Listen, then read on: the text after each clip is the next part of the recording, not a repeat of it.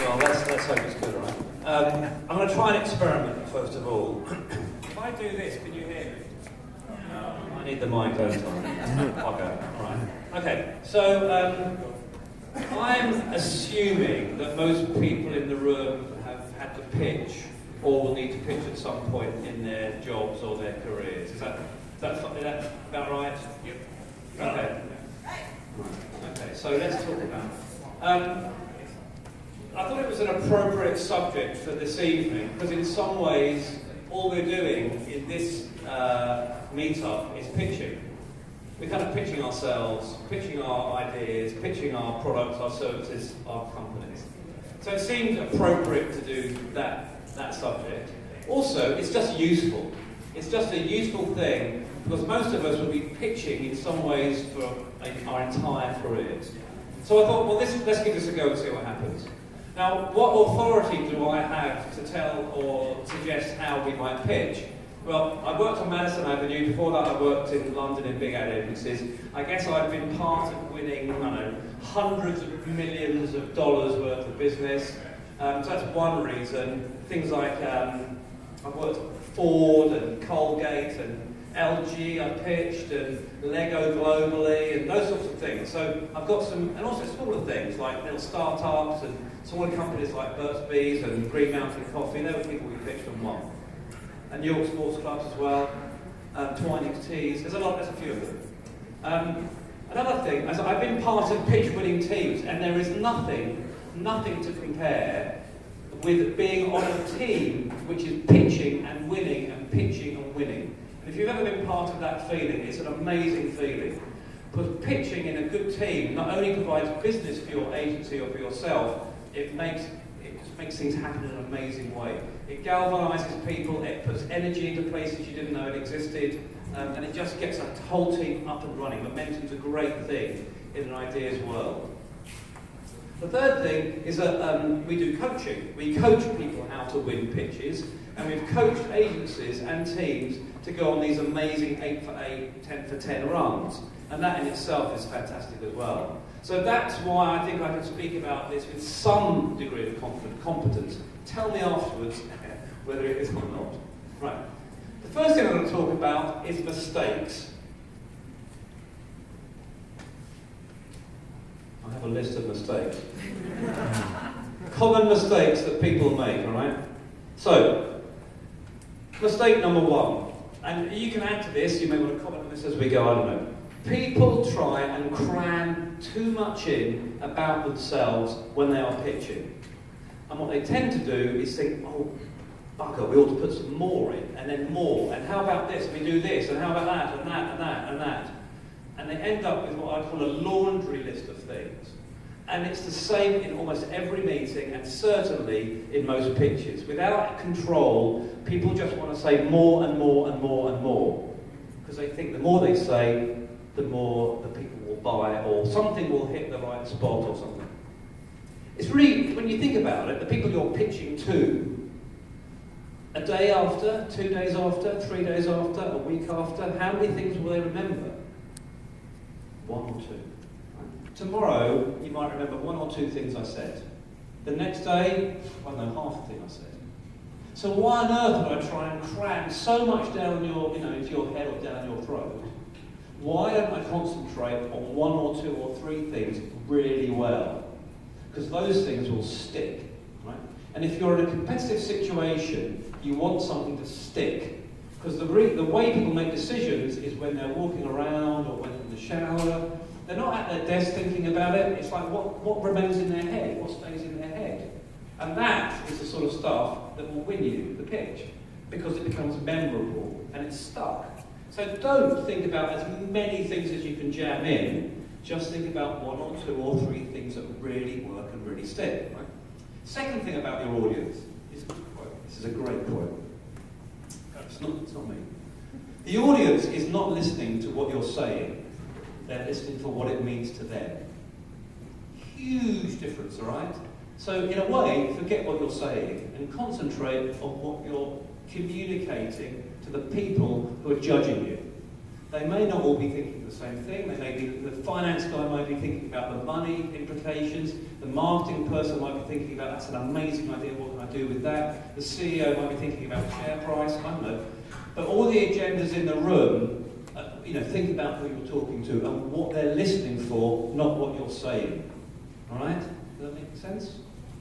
Yeah. Occasionally, I might check in with you and say, is this making sense? And if you just look at me like you're like a lemon, it doesn't really help me. So if you could just give some indication of whether it's making sense, that would be highly useful. So if you try that again.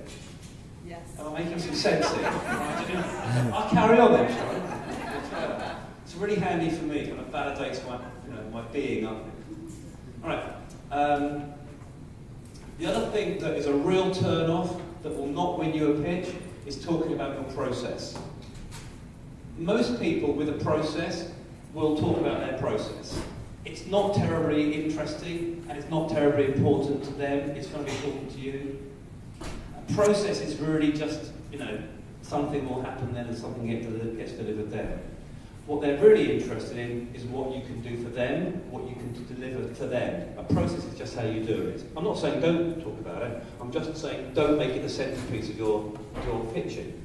We work with a digital agency, a global digital agency, and all they want to bloody talk about is their process. It never wins them anything. When they start talking about the client's needs and what they can do for the client and all those sorts of things, they start winning. And it's as simple as that.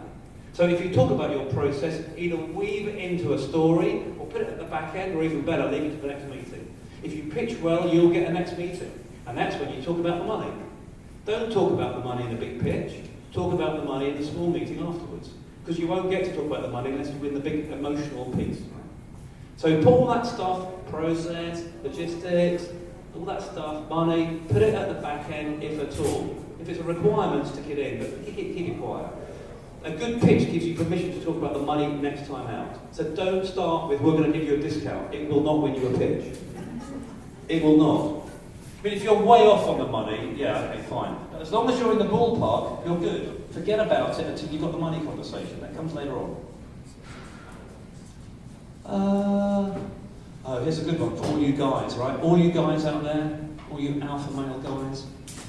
So all you alpha male guys think that you can rock up at the last minute and be a big alpha male guy riding over the hill, ta-da! I'm going to win this for the team. And you bugger everyone else up, you cause chaos, because your team spent a few days at worst, a few weeks at best, preparing. And you come in and you say, no, it's this, and this at the 11th hour. You will lose. You will lose. The worst pitch I have ever seen in my life was in that pitch. We run pitch competitions when we do our pitch training, and we create little teams and we give them a brief and they go off and do the pitch and they come back. The worst pitch I have ever seen in my life was a male leadership team. They were the top people in the organisation, and they were all in this one team, and it was a complete fuck up. Because they were all alpha male leaders, right? They all wanted to tell everyone else what to do, but there was no one to do it. Right? They all wanted to be the hero riding over the hill at the last minute. Nothing was prepared until the last minute, there was no pitch. And they all wanted their idea to win. It's like we've got 6 ideas and we don't know what we're talking about here. It was a disaster, a complete disaster. So if you're inclined to be an alpha male hero, shut it down. It will not win you the pitch. Save it for something else. No, I'm serious. It doesn't work. I'll tell you what does work. And don't use PowerPoint, please. It's so boring. It sends people to sleep. There might be an occasional need for a PowerPoint slide here and there, perhaps, but in the main, do not do it. And do not think about writing your pitch by opening your PowerPoint program and starting at the beginning. That will lose you the pitch. And I'll talk about that in a minute as well. Most people go, oh, I've got a presentation to write. I'll start at the beginning and I'll write PowerPoint slides. It's crap. Right? It's not in. I am more in. I'm not terribly interesting, but I'm more interesting than something up there. Right? You're looking at me, not that. And unless it's the weather, unless it's a forecast, we don't need the presenter, it's just a voice. The weather's kind of interesting. But unless you've got the weather on your screen, put it away, right? George was, my son George Rosa, he's talking about little circuit boards, because he's going to make a pitch about electronics. Circuit boards, you can't really show them in a big meeting, so you might have to put a circuit board on a demonstration thing. There are exceptions, but in the main, PowerPoint is not alive. It's not emotional, it's not interesting, it's not dynamic. Humans are all of those things. So use yourselves as pitch stimulus. It's way more interesting, you've got more chances of winning if you use what you have, your innate humanness. It will win you. Right. So I've said some of the things that we don't do. What are the things that we might do? Oh, shall I just check in? Is everyone kind of trucking along fine there? Yes. Okay, we're good. All right. So I'll keep going, shall I? Right. What do we do instead? And I'm going to give you a good couple of cases before I stop, just to give you some real-world examples. So the first thing you do is define the real problem.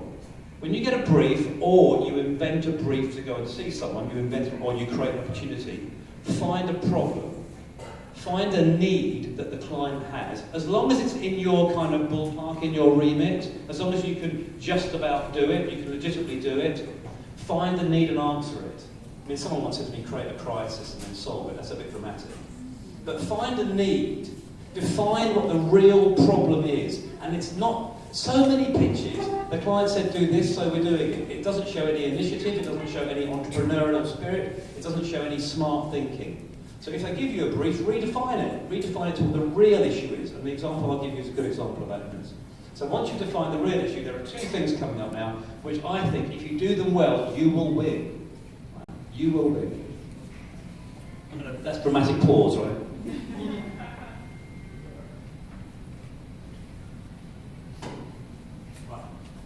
I do presentation training as well. That's my dramatic pause. Right, so the first thing, which I think is really important, really important, and it might sound a bit strange, but if you think about it, it's not so strange. What you want to do is to create an idea, and the idea sits in the middle of the room, up there. It doesn't belong to anybody, it doesn't belong to the clients, it doesn't belong to you, it belongs to everybody. Everybody in the room gets to feel that they're part of this idea. Now, whether it's about the future, or whether it's about something, pictures you create in your imagination, or whether it's about hope or dreams, something that's about love, whatever it is, it's got to be big and emotional and powerful. You've got to link it to their problem, right? Link it to their problem. But if you can do that, if you can put an idea in the middle of the room and get people to kind of get towards it, they will feel part of it. You'll join together around this idea, which is not yours and it's not theirs, it's everybody's. And that's really powerful. It's hard to find them, but when you do, you know you've got one. And that, if you get that going well, you're in a much better chance of winning the pitch than if you haven't got one. Because if you can get people moved, I think Obama's Hope campaign wasn't a bad example of it, right? If you can move people, in a genuine way that they can latch onto, they're not interested in your process. They're just not, right? It's a hard task, but if you can do it, it's absolutely brilliant. I said there were two things. Second thing, and this is in contrast to the alpha male riding over the hill at the last minute. If you can create a team which has got bits of magic between the people, you will win, right? You will win. Because people buy chemistry, people buy people, and if you can attach those people to a great big idea that everyone shares, you will win. The best examples of this are when I was judging a competition once and someone was passing a pen to someone else. They dropped the pen, could have been a disaster. It became a moment, a little human moment between everybody. And you can tell that people were on the same page. One of them picked it up for the other, made a joke and just carried on. It's a tiny moment, but those tiny moments say so much about the relationships between people who are pitching. They could have dropped it and gone, but they didn't. It was actually a little tiny microcosm of a relationship. When I've seen teams pitch the best is where they can even finish each other's sentences. That alpha male thing over the hill doesn't do it. And you know whether you've got it because the people you're pitching to start to lean forward, they start to get interested, they start to kind of engage. And if they sit back and they look out the room, you haven't got them. And you know you've got them, just here, you know you've got them if they come into you, right? And what you want them to think is you want them to come to your side of the table. And I've seen it happen. If clients start looking like they want to be on your side and not their side, you will win. Because they want to join what you're doing, they want to be part of you and not part of their organisation. And if you know what I'm talking, if you see it, you know what I'm talking about. And that's mighty powerful. So So if you can find a big idea which solves a real problem, sits in the middle of the room that everyone can buy into and feel they're part of, and you can see the people who you're pitching to want to join your side of the table, be part of your team, I think you will win. I mean, I really believe that. And if you don't, the other team did it bloody brilliantly. That will win. What else have I got here? Last one. And then I've got a case to share. You know, I said PowerPoint wasn't such a good thing. I'll give you a couple of examples of what I think is great theatre in a pitch. And great theatre is not just gratuitous, it actually dramatises what you're saying or a point that you're making. So the first one is a legendary example. It's from London, and it's very old, it's from the 70s, but it's legendary. There's an ad agency called Alan Brady. The important people at British Rail came to the agency, and knocked on the door, or whatever, let themselves in. There was no one in the reception, but there was a coffee table, and it was there for them to sit down.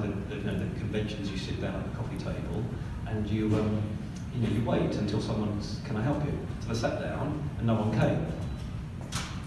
And the coffee table had like coffee stains on it, and half-finished coffee mugs, and coffee slooshing in the saucer of the cup. And it had an ashtray, because you could smoke in those days in offices. And it had an ashtray, and the ashtray was full of cigarette butts, and there was ash everywhere, and on the floor, and just mess. And people were walking around the agency, not paying attention to these very important people of the client. And they used not being paid attention. So after 20 minutes, I think the chairman of British Rail, or whoever, CEO or whatever, said, we're not having any of this, we're being absolutely ignored, it's horrible, terrible, we're going to go. And at that point, the chairman of the agency came out from behind wherever they were hiding and said, gentlemen, this is how you treat your customers. Right? It was brilliant, because it was relevant and it was so impactful. They won, and it's high risk, right? It's a really high risk strategy, but they won the pitch. That's a brilliant piece of theatre. I've got one more example, then I'll do my case and then I'll finish. Another example I was actually part of. We pitched, back in the good old days, Toys R Us. Back many years ago, we pitched Toys R Us. We won the pitch. And I'm the strategist, right? So I'm the strategist, I create the strategy. The strategy wasn't too difficult. The strategy was in the face of Walmart, Kmart and Target, using toys as a loss leader in the 8 weeks before Christmas, before the holiday season. Toys R Us completely suffered, so we had to somehow get value back into their brand so people would go to the stores. And just way before lots of internet activity. And so my strategy was about, everyone loves a toy store. Toy stores are so important to your childhood. We need a toy store because they're romantic and they're beautiful and they're magical and blah blah blah. And those big boxes are and that sort of stuff. So that was the strategy. The creative director, very famous creative director, in the pitch, he's quite an old guy, Brooklyn, blue collar. His uncle had a toy store. In the middle of the pitch, when he got to the creative bit, he got out a film of himself when he was about 7 or 8. He was now in his late 50s. 7 or 8, and it's little Super 8, those little kind of grainy Super 8 films where you hear the click as it goes through the camera.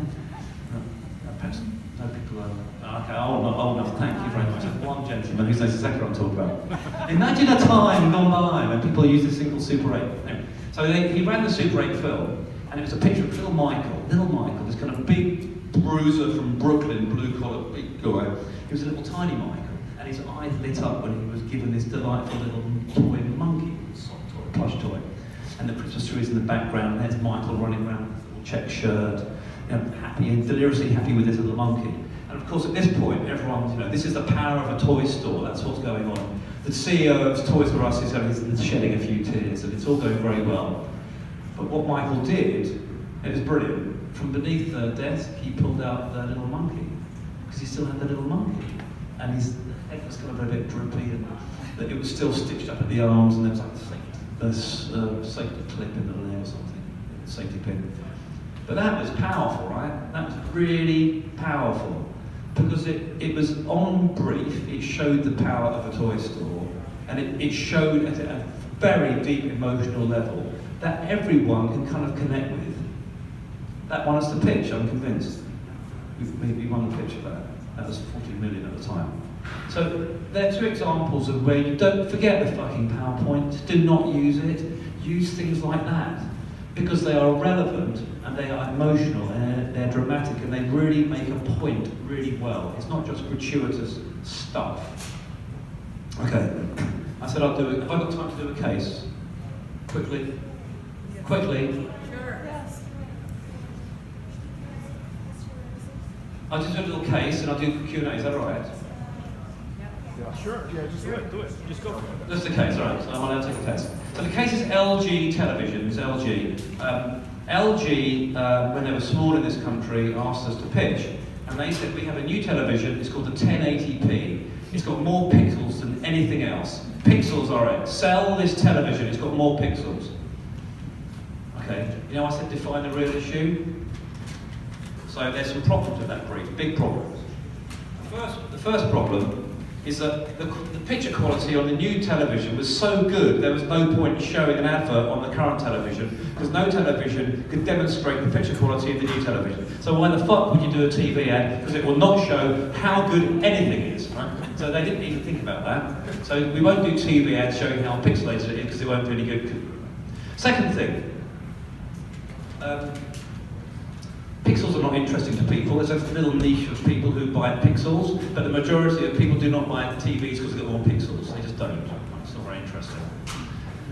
Most of the advertising in the category at the time to demonstrate picture quality, which is a result of pixels, was one of two things. Either things jump out of the television to your living room to show how realistic it is, or the people in the living room go into the television to show how realistic it is. And that's all the advertising was at that time. Really boring, really generic, really undifferentiated. Why would we present that stuff? And the other thing, which was the real issue, people don't buy it like that, right? That's not how the dynamics work. The brief they gave us was wrong. If you think, what we did, we looked into how people buy televisions. People buy televisions by having, they may know 5 or 10 television brands and they go on a long list. But when they go to the store, in these days it was go to the store, when they go to the store, they've got 3 or 4 in their head. And they, 90% of the time, 99% of the time, buy from that list. And the salesperson does the job. The salesperson and the store and the situation really do the sell. Advertising doesn't do the sell, it just tease things up. So the LG wasn't on that list. So we said, the real job in this pitch is to get LG on the consideration list. If it's not on the list, you won't sell any. Now, advertising is quite good at changing how people think about things, right? It's quite good at changing people's perceptions and attitudes. So we redefined the task, the real issue, as let's get LG on the consideration list. Right? Forget selling, that's someone else's job. Now we need a big idea. Now I said we need a big idea, it sits in the middle of everyone. We found a fact, this fantastic fact, I call them fuck me facts, they're fantastic, they change how we see things. And we found this fact, and the fact was that LG make more flat screens than any other company in the world. Now, I didn't say flat screen televisions, I said flat screens. Consumers are so smart because they fill the gaps in. So if I say LG make more flat screens than anybody else, and we're doing a TV thing, consumers they'll fill the gap, right? That's how we work, we fill the gestalt. So, okay, great, we make more flat screens. What does that actually mean? It means we make more TV screens, we make more, in total, we make phone screens, monitors, computers, televisions, and we make screens for Sony, and we make screens for Panasonic, and we make screens for other brands. So that's how we make more flat screens than anybody else. That's a really good claim. That's a sort of claim you can stick up in the middle of the room and say, we're all part of this big thing. That makes clients feel really good. I'm not sure they even knew that fact. That made them feel good about themselves. Right? And also, we did some research just to check it out. And this is, we're really much done here, to check it out. And when we asked people whether LG was in their consideration set, people didn't really know what LG was. And then it was like 10th or something. And then we shared this fact with them. And they were like, oh wow, yeah, they're big. They better be in our consideration list. And we shifted LG from like 10th to 2nd behind Sony. Now, we haven't even shown an ad yet, we've not even shown any creative work, that's just me doing strategy. And I think anything we showed them, anything we showed them would have won. We actually showed them an ad which had, we went through a TV screen, we went through a phone screen, and through a computer screen, through a blah, blah, blah. And that then we paid off with more flat screen, more world's largest manufacturer flat screens. And that won, that's the pitch. So that demonstrated the real issue, big idea, and also using insight and data in the right kind of way. So I think I'm done. I'm being walked off here. So I hope that was useful. If there are Q&As, then either now or afterwards, whatever. Sure. Sorry, I have to cut in. I want to guarantee everyone a good amount of time to network, because I'm sure that's most of you here for today also, right?